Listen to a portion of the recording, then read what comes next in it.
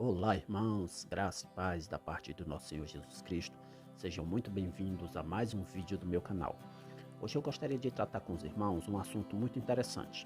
Você sabia que um dos aspectos mais importantes da vida cristã é o fato de ela não ser solitária? Isso mesmo. Se você é um cristão, saiba disso. Você nunca está sozinho. O próprio Senhor Jesus Cristo, ele disse o seguinte, lá em Mateus capítulo 28, Eis que eu estou convosco todos os dias, até a consumação do mundo.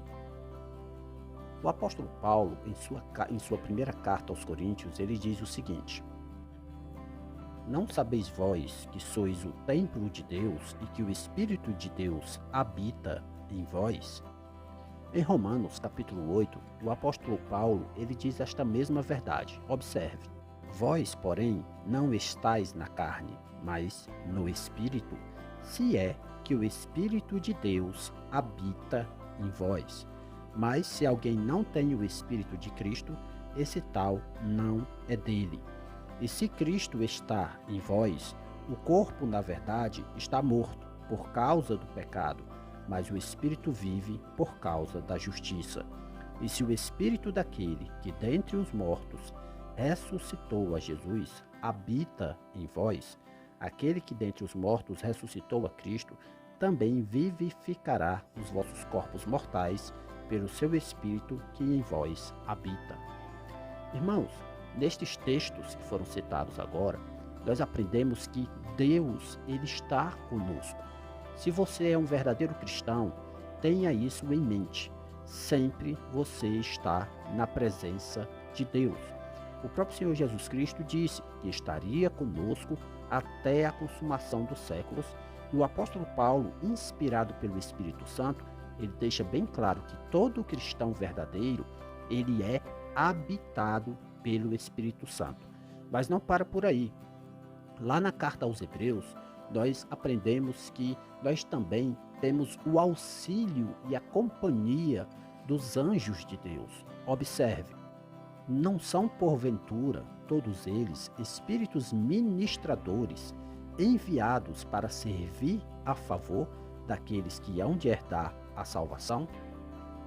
Então, irmãos, o autor da carta aos Hebreus, ele deixa bem claro que os anjos, né, nós sabemos que eles aqui a quem ele se refere é os anjos, ao observar o contexto do capítulo 1 da carta aos Hebreus, ele deixa bem claro que os anjos são espíritos ministradores enviados por Deus a favor daqueles que hão de herdar a salvação. Quem são estes? Os cristãos. Então saiba que você está sendo auxiliado na sua caminhada cristã pelos anjos de Deus. Mas, irmãos, o que eu gostaria de tratar verdadeiramente com os irmãos neste vídeo não é apenas isto. Nós sabemos que a presença de Deus na nossa vida é o suficiente.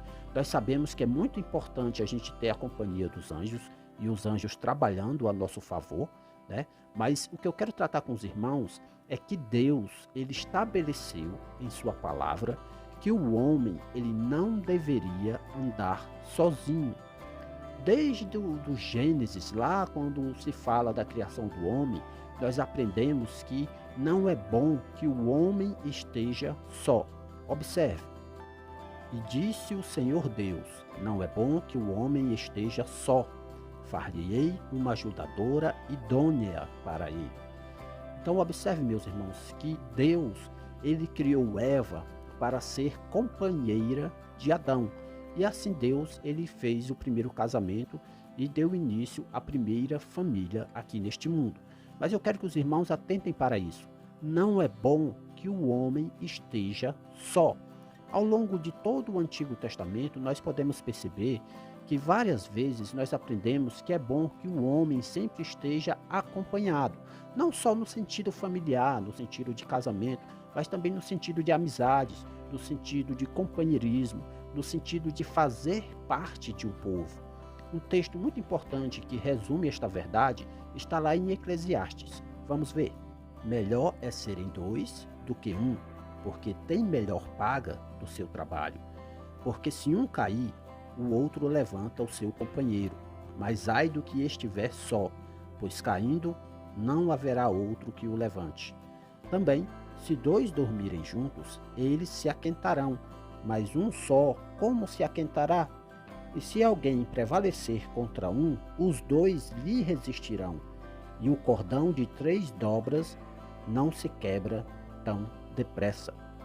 Então, irmãos, aqui nós aprendemos um princípio muito claro. É bom que o homem sempre esteja acompanhado.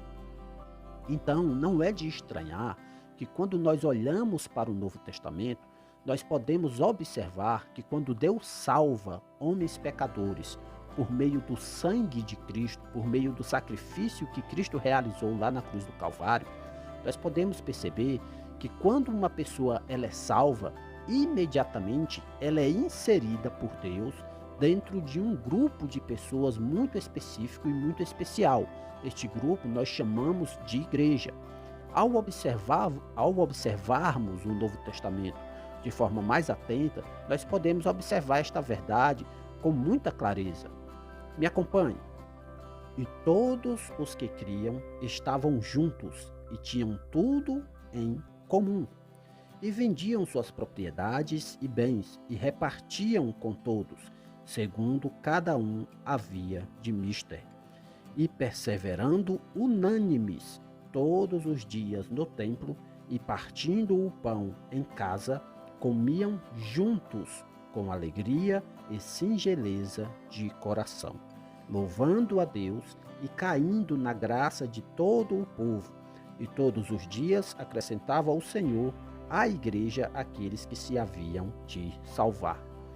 Então observe, meus irmãos, que quando Deus salva homens pecadores nesta dispensação que deu-se início com a morte e a ressurreição de Jesus Cristo e a descida do Espírito Santo lá em Pentecostes capítulo 2, a partir deste momento, quando Deus salva um pecador, ele automaticamente insere aquele homem salvo dentro de um novo povo, dentro de um grupo de pessoas.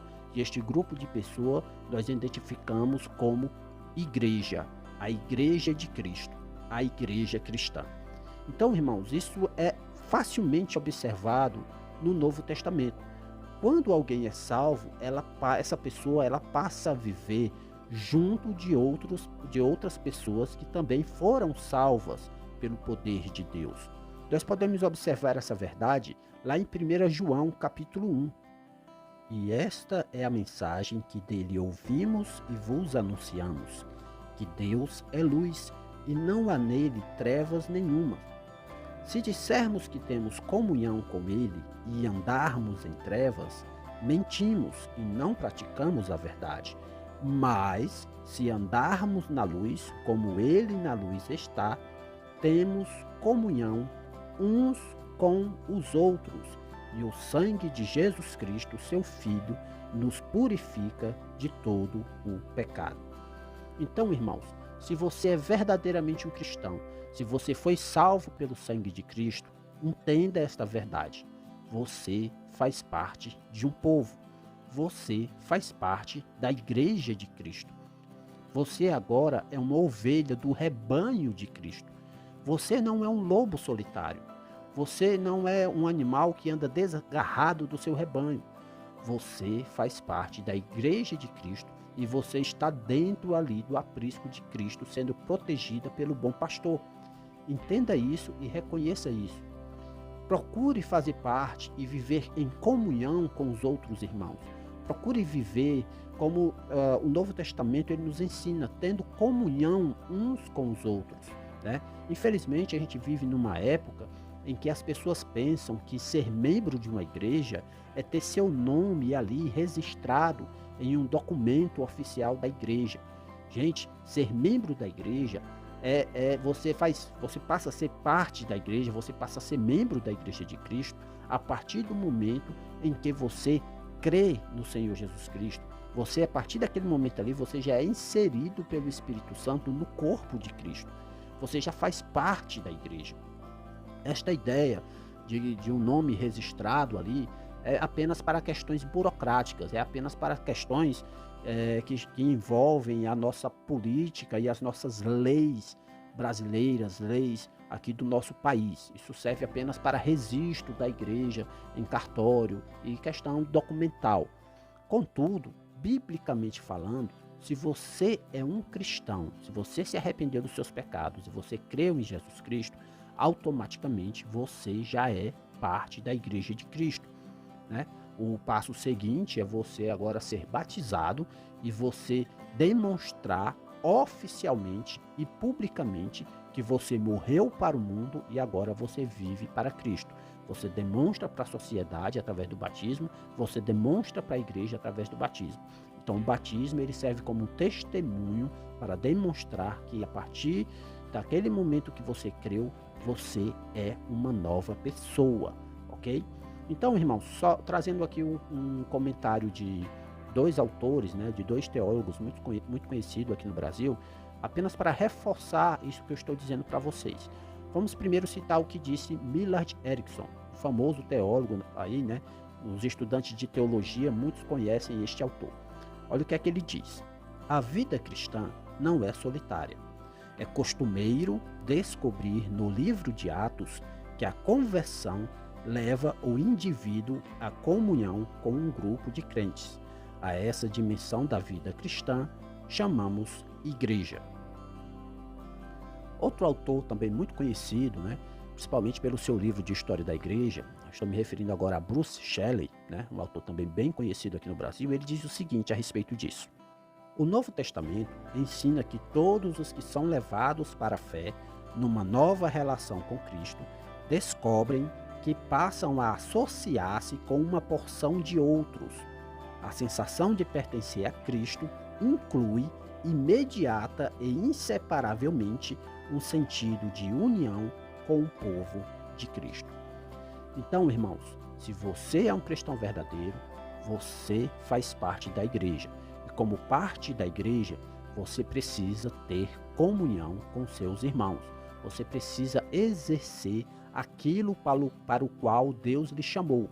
Você precisa estar no meio da igreja, e quando eu falo no meio da igreja, eu não estou me referindo a uma denominação, eu não estou me referindo a um prédio, eu estou me referindo a um povo que foi salvo pelo sangue de Cristo. Então você precisa, né, você necessita disso. Não é bom que você esteja só, você precisa fazer parte de um grupo de pessoas para que você possa ali exercer e caminhar junto com aqueles irmãos da mesma fé, para que você possa ali exercer a sua fé e assim ser apoiado por aqueles irmãos e também poder apoiar aqueles irmãos. Então, irmãos, você faz parte da igreja de Cristo. Se você se arrepender dos seus pecados e você crê em Jesus Cristo, você tem responsabilidades diante de Deus e você tem responsabilidades diante da igreja. Então, irmãos, é isso que eu queria deixar para vocês hoje. Se vocês gostam desse tipo de vídeo, eu peço a vocês que vocês curtam aí este vídeo, vocês compartilhem, comentem. A cada vídeo novo que sair, coloque um comentário, diga o que é que você está achando. Se você quer fazer uma pergunta relacionada ao que estamos comentando aqui, você pode colocar a pergunta aí nos comentários, que assim que possível, Deus me dando tempo e sabedoria, eu estarei compartilhando com vocês a resposta. Então, irmãos, fiquem com Deus, graça e paz e até o próximo vídeo.